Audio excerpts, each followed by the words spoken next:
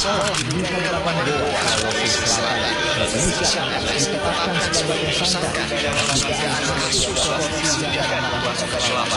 akan ditahan selama 20 hari untuk mengembangkan kasus korupsi yang melibatkan sejumlah pejabat daerah. KIP, dana pos, babayang hantu ini.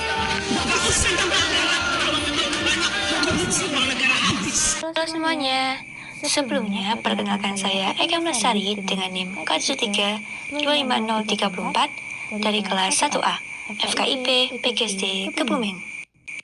Saya akan memaparkan materi tentang korupsi dalam perspektif pendidikan Pancasila. Tujuan saya memaparkan materi ini ialah yang pertama, memberikan pemahaman yang jelas mengenai definisi korupsi secara etimologis dan umum, serta mengidentifikasi berbagai bentuknya. Yang kedua, menjelaskan secara terperinci bagaimana korupsi secara frontal melanggar dan merusak seluruh nilai dasar yang terkandung dalam 5 sila Pancasila, menjadikan korupsi sebagai pelecehan moral dan ideologis. Yang ketiga, mengenalkan dasar hukum utama pemberantasan korupsi di Indonesia.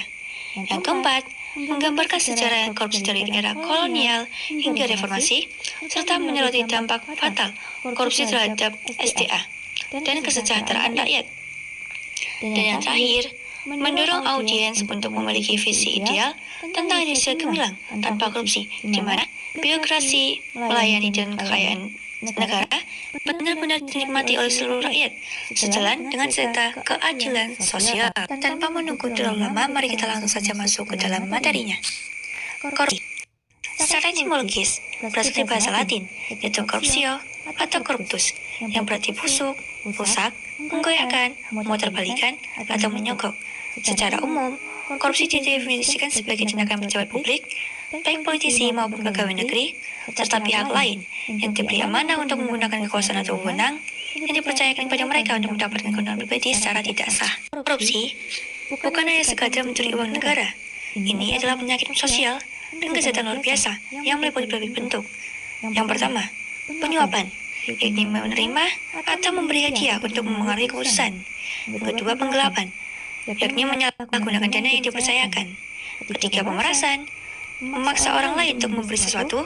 Dan yang terakhir yang disebut dengan kolusi, yakni memberikan posisi atau proyek kepada keluarga atau rekan tanpa melalui prosedur yang benar. Selanjutnya, korupsi sebagai pelanggaran nilai-nilai Pancasila. Yang pertama, ketuhanan yang Maha Esa. Korupsi adalah tindakan yang bertentangan dengan ajaran semua agama yang mengajarkan kejujuran, keadilan, dan menjauhi perbuatan curang atau zalim. Melakukan korupsi berarti melanggar nilai moral dan etika tertinggi yang bersumber dari Tuhan. Yang kedua, kemanusiaan yang adil dan beradab. Korupsi secara nyata merampas hak dasar rakyat miskin, menghambat pembangunan, dan menciptakan ketidakadilan struktural. Dana yang seharusnya digunakan untuk pendidikan, kesehatan, atau infrastruktur justru masuk ke kantong pribadi, menjadikan masyarakat menderita. Ini jelas tidak berperadaban. Yang ketiga, persatuan Indonesia. Korupsi menimbulkan perpecahan, kecurigaan, dan ketidakpercayaan antara rakyat dan pemerintah. Ketika sumber daya negara dikuasai oleh segelintir elit korup, rasa kebersamaan dan persatuan bangsa akan terkikis. Yang keempat, kerakyatan yang dipimpin oleh hikmat kebijaksanaan dalam permusyawaratan perwakilan. Korupsi merusak sistem demokrasi. Jabatan politik didapatkan bukan karena kemampuan, melainkan karena uang atau politik uang. Keputusan-keputusan yang diambil pun bukan berdasarkan kepentingan rakyat atau hikmat kebijaksanaan, melainkan demi kepentingan kelompok atau pribadi. Dan yang terakhir, keadilan sosial bagi seluruh rakyat Indonesia. Ini adalah sila yang paling terdampak. Korupsi adalah perbuatan anti keadilan sosial. Ia menciptakan kesenjangan ekonomi yang sangat lebar, di mana yang kaya semakin kaya melalui korupsi, dan yang miskin semakin sulit mendapatkan haknya. Korupsi secara langsung menghambat terwujudnya masyarakat yang adil dan makmur. Berikut dasar hukum pemberantasan tindak pidana korupsi di Indonesia. Yang pertama, Undang-Undang Pokok. Dasar hukum utama yang mendefinisikan, melompokan jenis tindak pidana korupsi atau tipikor, dan mengatur sanksi pidananya. A. Undang-Undang Nomor 31 Tahun 1999 tentang pemberantasan tindak pidana korupsi. B. Undang-Undang Nomor 20 Tahun 2001 tentang perubahan atas Undang-Undang Nomor 31 Tahun 1999. Kedua UU ini, yang sering disingkat UU Tipikor, menetapkan selinci 30 jenis perbuatan yang dikategorikan sebagai tindak pidana korupsi. Secara garis besar, 30 delik tersebut dikelompokkan menjadi 7 kelompok utama, yaitu 1. Kerugian keuangan negara, pasal 2 dan pasal 3.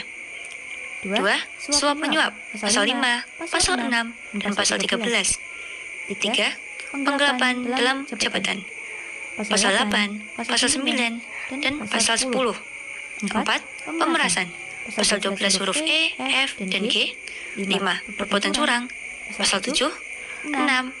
Benturan kepentingan dalam pengadaan, pasal 12 huruf I. Dan yang terakhir gratifikasi, yakni pasal 12B. Catatan umum mengenai pasal 2 dan 3. Pasal 2, setiap orang yang secara melawan hukum memperkaya diri sendiri atau orang lain atau korporasi yang dapat merugikan keuangan negara. Selanjutnya ada undang-undang penunjang. Selain UU Tipikor, ada beberapa UU lain yang sangat penting dalam upaya pemberantasan korupsi, terutama dalam aspek kelembagaan dan pemulihan aset.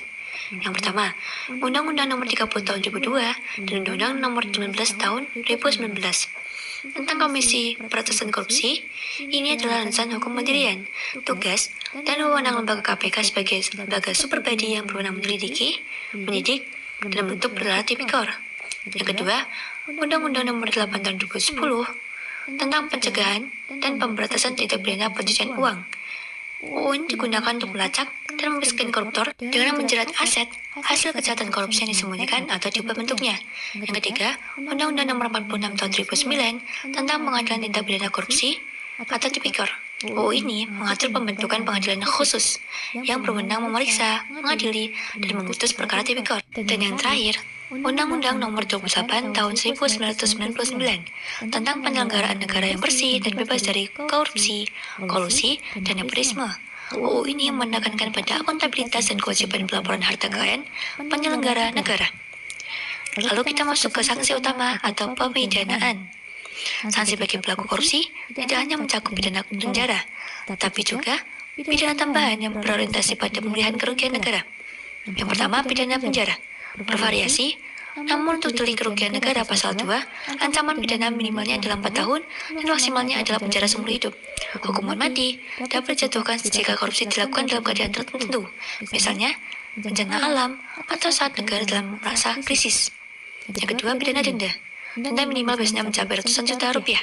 Dan terakhir, pidana tambahan meliputi pembayaran uang pengganti senilai kerugian negara yang ditimbulkan, perampasan harta benda yang diperoleh dari korupsi, dan pencabutan hak tertentu, misalnya hak untuk menduduki jabatan publik. Selanjutnya kita masuk ke dalam sejarah korupsi bangsa Indonesia dari periode kolonial hingga krisis reformasi.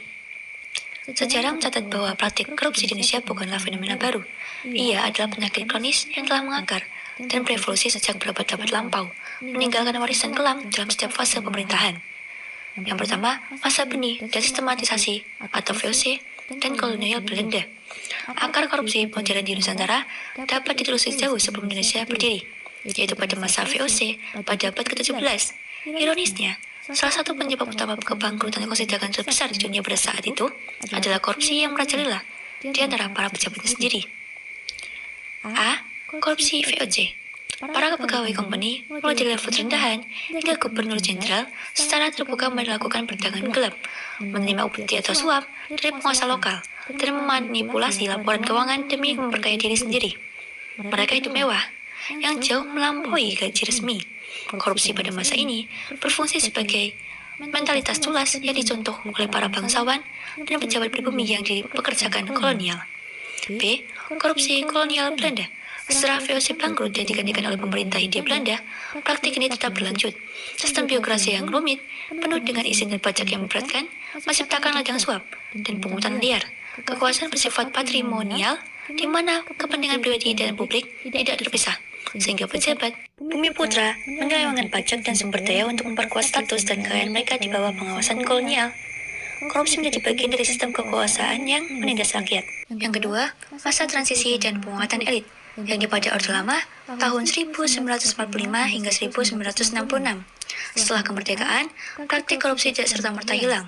Korupsi pada era Orde Lama, yakni demokrasi liberal dan demokrasi terpimpin, cenderung terjadi di kalangan elit politik dan birokrat di pusat. Penyebab, yakni transisi politik, ketidakstabilan ekonomi pasca perang, dan lemahnya sistem pengawasan memberi peluang. Korupsi banyak terjadi dalam bentuk penyelewangan dana devisa, impor, dan bantuan luar negeri. Selanjutnya, upaya pemberantasan. Presiden Soekarno berupaya menanggulanginya. Salah satunya dengan bentuk panitia retooling aparatur negara atau PARAN pada tahun 1959 dan dilanjutkan dengan Operasi Budi. Meskipun sempat melakukan beberapa penangkapan, upaya ini umumnya tidak efektif dalam memberantas korupsi secara menyeluruh. Yang ketiga, masa institusionalisasi dan otoritarian, yakni pada Orde Baru tahun 1966 hingga 1998. Di era di bawah kepemimpinan Presiden Soeharto, korupsi mencapai puncaknya dan menjadi sistematis, terstruktur, dan masif. Kekuasaan yang otoriter dan sentralistik menjadi fondasi bagi praktik korupsi yang tidak terkendali. Model korupsi berpusat pada hubungan korupsi, dan nepotisme antara pejabat negara, pengusaha atau kronisme, dan keluarga penguasa. Yang pertama, korporasi negara. Lembaga-lembaga negara dan BUMN seperti kasus Pertamina di awal 1910-an menjadi objek penyelewengan. Yang kedua, yayasan. Penggunaan yayasan-yayasan yang dikendalikan oleh keluarga cendana untuk menghimpun dana dari sumber-sumber negara tanpa akuntabilitas yang jelas. Contohnya, Yayasan Super Semar. Dan yang terakhir, izin proyek. Memberikan izin monopoli, konsesi hutan atau HPH, dan proyek-proyek besar selalu memerlukan berizin atau kickback menciptakan ekonomi biaya tinggi. Korupsi pada masa ini bersifat top-down dan telah menjadi budaya politik bisu di mana masyarakat didorong untuk diam karena adanya hegemoni kekuasaan. Korupsi menjadi warisan struktural yang sangat sulit dihilangkan. Dan yang terakhir, yakni nomor 4, masa perluasan dan reformasi, yakni pasca 1998 hingga sekarang.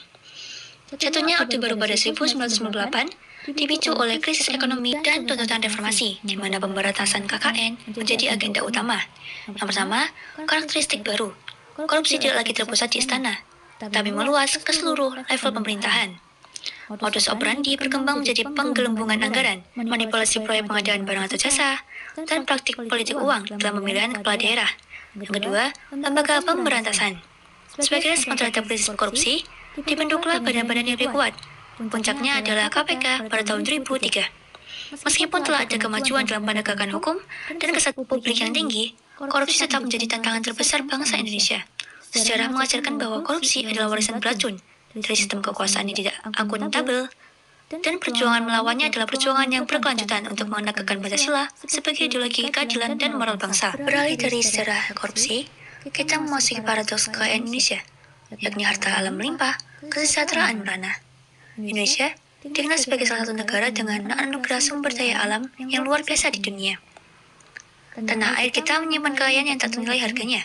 Emas di Papua, batu bara di Kalimantan, nikel yang viral bagi industri global di Sulawesi dan Maluku, serta minyak bumi, gas alam, dan hasil hutan yang melimpah ruah. Secara teoritis, kekayaan ini seharusnya menjadi mesin penggerak utama bagi kemajuan bangsa, mendanai pembangunan infrastruktur kelas dunia, menjamin pendidikan dan kesehatan yang merata, serta mengangkat derajat seluruh rakyat menuju kesejahteraan. Namun, kenyataan yang kita hadapi seringkali berbanding terbalik dengan potensi fantastis ini. Selanjutnya, jurang antara potensi dan realita. Ironisnya, di tengah panen raya komoditas global, kita masih menyaksikan pemandangan yang menyakitkan, yakni jutaan warga negara Indonesia yang hidup dalam garis kemiskinan. Fasilitas publik seperti rumah sakit daerah, sekolah di pelosok, dan jaringan jalan masih jauh dari kata memadai. Bahkan, bukannya memupuk kekayaan dari hasil bumi, Indonesia justru sering terjerat dalam lingkaran utang luar negeri yang kian menggunung. Mengapa negara yang begitu kaya dengan SDA justru gagal menuai manfaat signifikan bagi rakyatnya? Mengapa kekayaan yang diekstraksi dari perut bumi hanya menghasilkan kemakmuran bagi segelintir elit, bukan bagi seluruh bangsa? Selanjutnya, korupsi. Tanda goib di balik kegagalan. Jawaban atas paradoks menyedihkan ini mengerucut pada satu penyakit kronis yang menggerogoti fondasi negara, yakni korupsi. Kekayaan alam Indonesia menjadi objek pemangsa bagi oknum-oknum yang tidak bertanggung jawab. Mekanisme penyelewengan dana SDA terjadi dalam beberapa tingkatan. Yang pertama, manipulasi izin dan konsesi. Pemberian izin eksplorasi dan eksploitasi tambang seringkali diwarnai suap dan kolusi antara pejabat dan pengusaha. Izin diberikan kepada pihak yang tidak kompeten, tetapi memiliki koneksi, sehingga negara tidak mendapatkan royalti yang optimal. Kedua, penggelapan pajak dan royalti. Perusahaan seringkali dibantu oleh oknum birokrasi, melakukan praktik transfer pricing atau manipulasi volume ekspor untuk menghindari pajak dan royalti yang seharusnya masuk ke kas negara. Ketiga, anggaran proyek fiktif. Dana bagi hasil SDA yang seharusnya dialokasikan untuk pembangunan daerah dan fasilitas publik seperti sekolah atau irigasi, justru dikorupsi melalui proyek-proyek fiktif atau penggelembungan harga atau markup. Selanjutnya, dampak fatal bagi rakyat kecil. Dampak dari korupsi SDA ini secara langsung dirasakan oleh masyarakat kecil. Mereka adalah pihak yang paling menderita dan dirampas hak-haknya. Yang pertama, hilangnya peluang kesejahteraan. Dana triliunan rupiah yang dikorupsi adalah dana yang seharusnya bisa membiayai beasiswa, menyediakan layanan kesehatan gratis, atau membangun infrastruktur yang membuka akses ekonomi bagi desa-desa terpencil. Kedua, kerusakan lingkungan. Eksploitasi yang tidak bertanggung jawab karena diizinkan melalui jalur korupsi, meninggalkan kerusakan lingkungan, polusi sungai, dan deforestasi yang pada akhirnya merugikan masyarakat lokal secara ekologis dan mata pencaharian. Singkatnya, kekayaan alam Indonesia telah diubah menjadi aset pribadi segelintir elit, bukan sebagai aset publik yang diamanatkan oleh konstitusi. Selama korupsi masih menjadi penghalang utama, selama itu pula bangsa ini akan terus menyaksikan ironi, menjadi negara kaya raya di polusi sungai dan deforestasi yang pada akhirnya merugikan masyarakat lokal secara ekologis dan mata pencaharian. Singkatnya, kekayaan alam Indonesia telah diubah menjadi aset pribadi segelintir elit, bukan sebagai aset publik yang diamanatkan oleh konstitusi. Selama korupsi masih menjadi penghalang utama, selama itu pula bangsa ini akan terus menyaksikan ironi, yakni menjadi negara kaya raya di mata bumi, tetapi tetap miskin di mata kesejahteraan rakyatnya. Lalu, bagaimana sih bayangan bangsa Indonesia tanpa adanya korupsi? Bayangkan, sebuah Indonesia di mana kata korupsi hanya tinggal sebagai catatan kelam dalam buku sejarah, sebuah penyakit yang telah disembuhkan total. Inilah gambaran Indonesia gemilang, sebuah negeri yang dijalankan berdasarkan prinsip kejujuran, akuntabilitas, dan keadilan sejati. Birokrasi yang melayani, bukan dilayani. Di Indonesia tanpa korupsi, sektor publik bertransformasi dari sarang pungutan liar menjadi pusat pelayanan prima. Mengurus izin usaha tidak lagi membutuhkan pelicin atau koneksi orang dalam. Setiap prosedur berjalan cepat, transparan, dan berdasarkan meritokrasi. Pegawai negeri sipil bekerja dengan martabat karena gaji mereka memadai dan jaminan karir mereka didasarkan pada prestasi dan integritas, bukan kedekatan politik. Rakyat tidak lagi takut atau enggan berinteraksi dengan pemerintah. Sebaliknya, mereka melihat birokrasi sebagai mitra terpercaya yang tugasnya adalah mempermudah hidup, bukan mempersulit. Selanjutnya, kekayaan alam untuk kesejahteraan rakyat. Dana triliunan rupiah dari hasil tambang, minyak, gas, dan hasil hutan yang dulu hilang ke kantong-kantong pribadi, kini seluruhnya kembali ke kas negara. Kekayaan alam yang melimpah ruah benar-benar menjadi modal pembangunan. Yang pertama, pendidikan. Pendidikan mencapai kualitas setara negara maju. Setiap anak Indonesia, dari Sabang hingga Merauke memiliki akses ke sekolah dan guru terbaik, bebas biaya, karena anggaran pendidikan tidak pernah lagi dipotong oleh markup proyek fiktif. Yang kedua, kesehatan terjamin. Rumah sakit modern berdiri di setiap kabupaten, dilengkapi peralatan canggih dan tenaga medis profesional, didanai oleh pajak dan royalti yang dibayarkan secara jujur. Dan yang terakhir, infrastruktur terhubung sempurna, jalan tol, jalur kereta api cepat, dan jaringan internet menjangkau desa-desa terpencil, dibangun dengan anggaran efisien tanpa adanya markup dan kickback proyek. Selanjutnya kita masuk ke politik berbasis idealisme. Dalam sistem politik yang bebas korupsi, demokrasi berfungsi seutuhnya. Jabatan publik, dari kepala desa hingga presiden, didapatkan murni karena kompetensi dan idealisme, bukan politik uang. Para wakil rakyat benar-benar menjadi penyalur aspirasi, berjuang demi kepentingan konstituen, karena mereka tidak lagi terikat oleh hutang janji atau modal gelap dari sponsor korup. Hukum ditegakkan tanpa pandang bulu. Tidak ada lagi tawar-menawar hukuman atau penyimpangan berkas perkara. Setiap pelanggar, sekecil apapun status sosialnya, menghadapi konsekuensi yang setimpal. Keadilan sosial yang tertuang dalam sila kelima Pancasila bukan lagi sekedar retorika, melainkan realitas hari-hari. Dan begitulah materi yang saya sampaikan pada kesempatan kali ini. Lalu kesimpulannya adalah, korupsi adalah kejahatan luar biasa yang didefinisikan sebagai penyalahgunaan kekuasaan atau wewenang untuk kewenangan pribadi secara tidak sah yang mencakup berbagai delik seperti penyuapan, penggelapan, dan nepotisme. Inti kesimpulan, korupsi merusak Pancasila dan kesejahteraan. Poin pertama, pelanggaran ideologi. Korupsi adalah musuh utama Pancasila. Ia melanggar nilai ketuhanan, yakni moral dan etika, merampas hak rakyat dan menciptakan ketidakadilan struktural, yakni anti kemanusiaan yang beradab, menimbulkan perpecahan atau persatuan, merusak demokrasi dan media sistem atau kerakyatan, serta menciptakan kesenjangan ekonomi lebar, yakni anti keadilan sosial. Yang kedua, ancaman struktural. Korupsi bukanlah sebuah fenomena baru, melainkan warisan koloni sejak zaman VOC dan Orde Baru, yang kini telah berevolusi menjadi penyakit sistematis. Ia menyebabkan paradoks di mana negara yang kaya raya SDA justru terperosok dalam utang dan kemiskinan, karena kekayaan alam tersebut menjadi objek penyelewengan dan hanya dinikmati segelintir elit. Yang ketiga, perjuangan berkelanjutan. Pemberantasan korupsi didukung oleh landasan hukum yang kuat, yakni UU Tipikor dan UU KPK, dengan sanksi pemidanaan yang berat, termasuk uang pengganti dan perampasan aset. Namun, perjuangan melawan korupsi adalah perjuangan yang berkelanjutan untuk mentransformasi Indonesia menjadi Indonesia gemilang, yang bermartabat, di mana birokrasi melayani, dan seluruh sumber daya dikelola secara jujur demi terwujudnya keadilan sosial bagi seluruh rakyat Indonesia. Dan begitulah pemaparan yang saya sampaikan. Tak lupa pula saya menyampaikan, Indonesia tanpa korupsi adalah bangsa yang mandiri, bermartabat, dan disegani di mata dunia. Uang negara dapat dikelola dan bahkan lunas, karena sumber daya dikelola dengan efisien. Investor asing datang bukan karena mudah menyuap, tetapi karena sistem hukumnya yang kredibel dan stabil. Inilah Indonesia yang kita impikan, sebuah negeri yang menunaikan janji kemerdekaannya, sebuah negara di mana setiap tetes keringat rakyat dan setiap jengkal kekayaan alam dipersembahkan sepenuhnya untuk kemakmuran bersama, memastikan bahwa tidak ada satupun warga negara yang tertinggal dalam menikmati hasil bumi pertiwi. Sekian dari saya, semoga bermanfaat.